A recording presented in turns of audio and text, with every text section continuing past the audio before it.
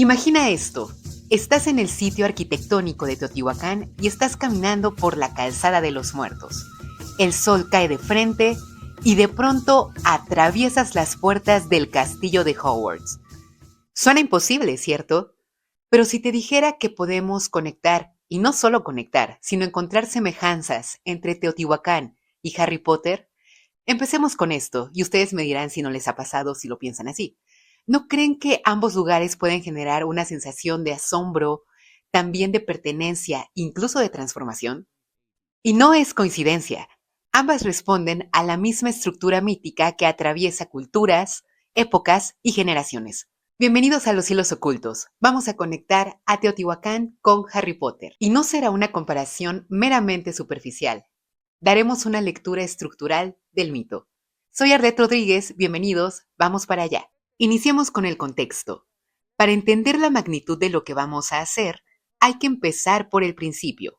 Teotihuacán, ubicada en la actual México, fue una de las ciudades más grandes del mundo antiguo. Entre los siglos I y VII de nuestra era, por ejemplo, llegó a tener más de 100.000 habitantes, una cifra comparada con Roma o Alejandría en su momento.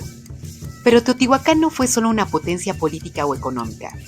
Fue, como han señalado múltiples especialistas, un proyecto cosmológico hecho ciudad. Nada ahí es decorativo. Las pirámides, las avenidas, los ejes urbanos están pensados para representar el orden del mundo y el lugar del ser humano dentro de él. Ahora saltemos casi 2000 años. Harry Potter, publicado entre 1997 y 2007, suele leerse como literatura juvenil superficial, pero en realidad funciona como un mito moderno. Abarca un relato de iniciación, muerte, sacrificio y renacimiento, construido con las mismas estructuras simbólicas que los relatos sagrados antiguos. Spoiler, como los mitos mesoamericanos. Y tú dirás, ¿qué caramba tiene que ver todo esto? Bueno, pues lo que vamos a hacer es seguir patrones específicos que han sido estudiados por antropólogos, por teóricos del mito y también historiadores de la religión. Y todo se va a encontrar tanto en Hogwarts, el mundo mítico de Harry Potter, como en Teotihuacán. Vamos a iniciar hablando de la arquitectura cósmica. Cuando hablamos de arquitectura cósmica, quiero decir la arquitectura como mapa del universo. Teotihuacán no fue trazada al azar. La calzada de los muertos, pensemos la columna vertebral de la ciudad, conecta los principales complejos ceremoniales y está desviada aproximadamente 15.5 grados respecto al norte.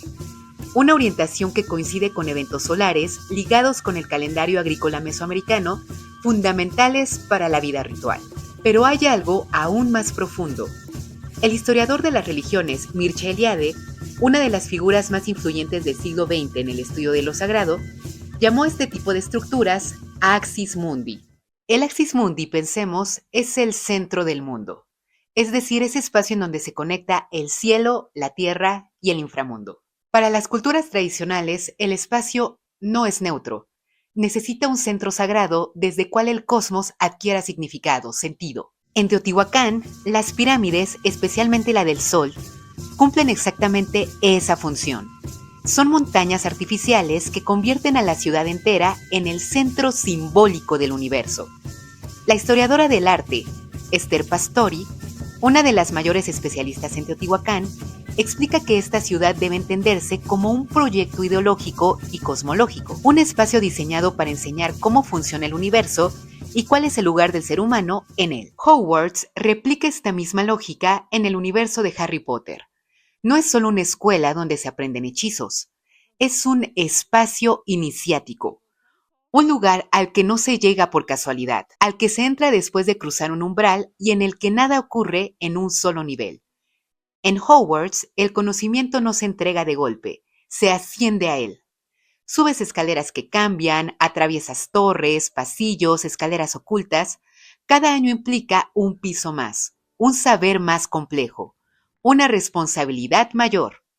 Ese movimiento no es solo físico, es simbólico. Aprender significa subir, pero también exponerse, equivocarse y transformarse. Por eso el castillo funciona como un mapa del aprendizaje. Lo alto se asocia con la visión, lo profundo con el peligro y el centro con la comunidad. En ambos casos, habitar el espacio es habitar el cosmos. No estás entrando a un edificio como tal, estás ingresando a una idea que te va a decir quién eres y quién podrías llegar a ser. Ahora pasemos a otro punto en común, la visión de la magia como ritual efectivo.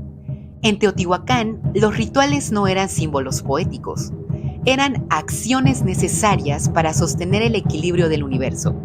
Ofrendas, calendarios ceremoniales y sacrificios no representaban algo, hacían que el mundo siguiera funcionando. Aquí vuelve Mircea Eliade, el historiador de las religiones que mencionamos hace un momento, quien también explica que el ritual es el momento en que lo sagrado irrumpe en el mundo a través de acciones humanas. No se trata de creer, se trata de hacer correctamente. En Harry Potter la magia funciona igual, ¿no lo crees? No puedes decir simplemente palabras vagas para hacer un hechizo. Necesitas precisión, objetos adecuados y también movimientos precisos. La lógica es la misma. El ser humano no observa la magia, participa activamente en ella. Pasemos ahora a los animales como estructuras simbólicas. En Mesoamérica, los animales no eran decoración religiosa, eran animales de poder. El jaguar, por ejemplo, ligado a la noche y la fuerza espiritual. La serpiente emplumada, unión de cielo y tierra. El águila, asociada al sol, la visión y la autoridad. Con esto, cabe bien que mencionemos el concepto de tótem, los animales sagrados. El sociólogo Emil Durkheim, fundador de la sociología moderna, explicó que incluso el tótem no es solo un animal sagrado, sino una forma en la que una comunidad se piensa a sí misma, proyectando valores y normas en una figura simbólica. En Hogwarts, las casas funcionan exactamente así.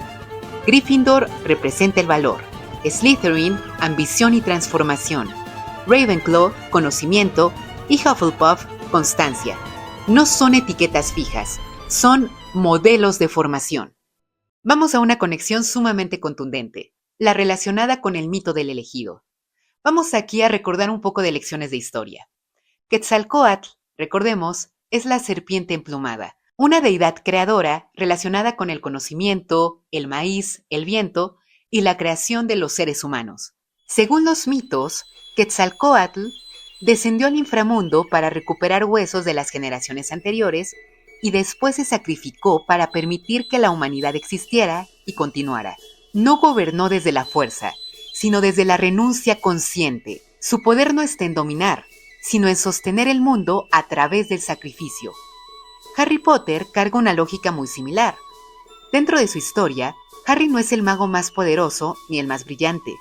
Es un huérfano marcado por una profecía que no eligió y descubre que para que el mal termine, debe aceptar su propia muerte. Su acto decisivo no es vencer a su enemigo, sino entregarse. Este patrón no es casual. El mitólogo Joseph Campbell, uno de los grandes estudiosos del mito en el siglo XX, y el autor de El héroe de las mil caras, identificó esta estructura como el viaje del héroe, un recorrido universal que aparece en culturas de todo el mundo, donde el héroe debe morir, simbólica o literalmente, para que el orden se restablezca y la comunidad pueda continuar. Por eso estas historias funcionan. No hablan de fantasía, hablan de transformación humana. ¿Ya te voy convenciendo? Bueno, ahora pasemos a los espacios de iniciación. La Calzada de los Muertos no era solo una avenida, era un recorrido ritual del mundo cotidiano al centro sagrado. Caminarla implicaba avanzar entre edificios cada vez más imponentes, con cambios de nivel, espacios abiertos y zonas de concentración ritual. Todo estaba pensado para hacerte consciente de cada tramo. No era solo un trayecto físico, era un recorrido simbólico. Quien caminaba la Calzada de los Muertos no iba simplemente de un punto A un punto B.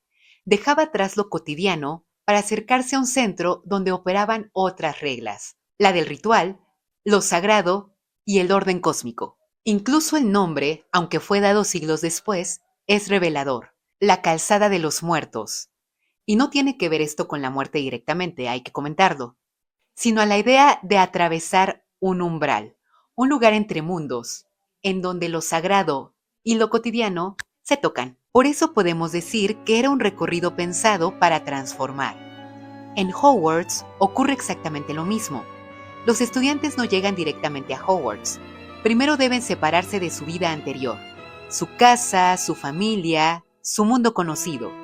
Luego viene el trayecto, un viaje en tren que los saca de lo cotidiano con una estación escondida, un andén que solo existe si sabes cómo atravesarlo. Después aparece un lago que hay que atravesar.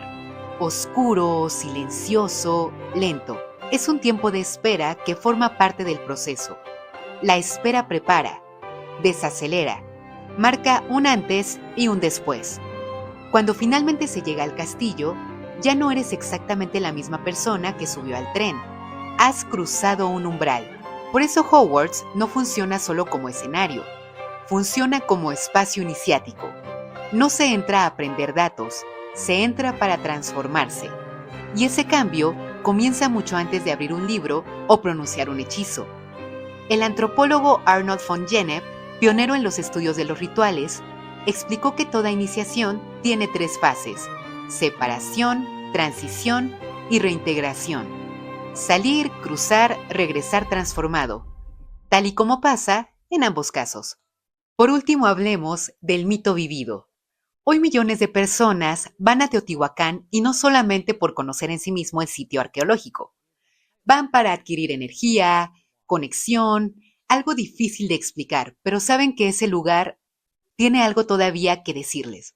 Y al mismo tiempo, millones de personas de todo el mundo van a parques temáticos en donde tienen esa experiencia inmersiva de ser estudiantes de Hogwarts e incluso compran bufandas, túnicas y varitas mágicas. En ambos casos ocurre lo mismo. El mito deja de ser un relato y se convierte en algo que se vive en carne propia.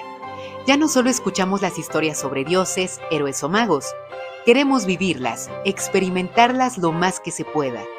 Queremos caminar los espacios, repetir los recorridos, tomarnos fotos en los umbrales. Y esto no vacía al mito de sentido. Es importante mencionarlo. Más bien lo transforma.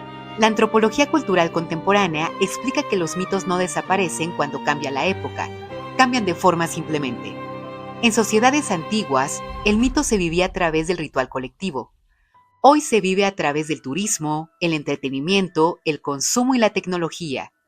El medio es distinto, pero la necesidad es la misma: darle forma a preguntas profundas sobre quiénes somos y cómo habitamos el mundo. De Teotihuacán a Hogwarts, los mitos no mueren, simplemente se transforman. La cultura pop no es superficial, es un espacio donde los símbolos antiguos reaparecen para hacernos las mismas preguntas de siempre. ¿Quiénes somos y qué nos transforma?